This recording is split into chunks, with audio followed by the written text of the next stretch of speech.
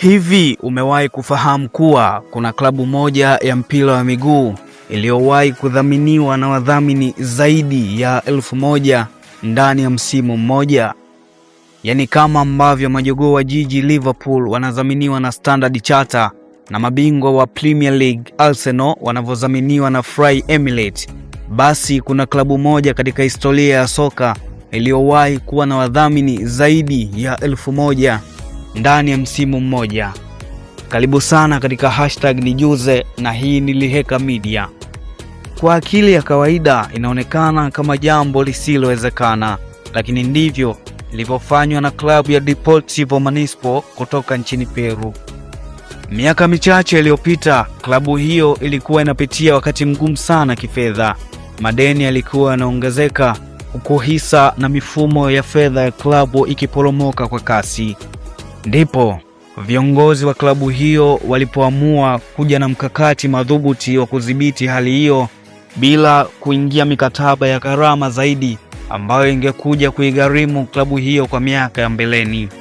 Wengi waliamini njia pekee ya kuinusuru klabu hiyo ni kupata makampuni makubwa ambayo yataweka hisa na kuidhamini klabu hiyo, lakini viongozi wa timu hiyo hawakusubiri mkombozi kutoka nchi ya ahadi, lakini badala yake walikuja na wazo ambalo halikuwa limewahi kuonekana kabisa katika ulimwengu wa soka.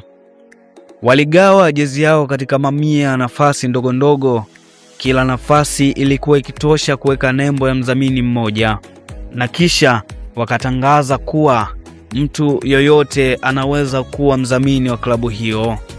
Haikuhitaji uwe mtu maarufu wala mtu mwenye kampuni kubwa, bali ilihitaji uwe mtu mwenye nia tu, kwani kigezo kilichowekwa ni kigezo chepesi ambacho mtu wa aina yoyote angeweza kukimudu. Ilikuwa unahitajika kulipia chumba kimoja kwa soles 200 za Peru, ambazo ni sawa na takribani shilingi 152,000 kwa fedha za Tanzania, kiasi ambacho hata mfanyabiashara mdogo wa duka la mtaani au shabiki wa kawaida angeweza kukimudu. Kilichotokea baada ya hatua hiyo ni kitu ambacho kimeacha alama katika soka na kuwa simulizi za kuvutia zaidi kwa vizazi na vizazi. Ndani ya miezi mitatu pekee, zaidi ya wadhamini 1000 walikuwa tayari wamenunua nafasi zao kwenye jezi ya Deportivo Municipal. Badala ya kuwa na mdhamini mmoja kifuani kama zilivyo timu nyingi za sasa, Deportivo Municipal ilikuwa na jezi ambayo ilibeba jumla ya wadhamini 1000 kifuani na mgongoni mwa jezi hiyo. Kila mdhamini akikaa katika chumba chake ambacho hakiingiliani na chumba cha mdhamini mwingine. Jezi hiyo ikageuka kuwa mkusanyiko wa mamia ya nembo za wadhamini, huku klabu ikipata fedha za kutosha na kuendelea kujiendesha. Lakini haikuishia hapo.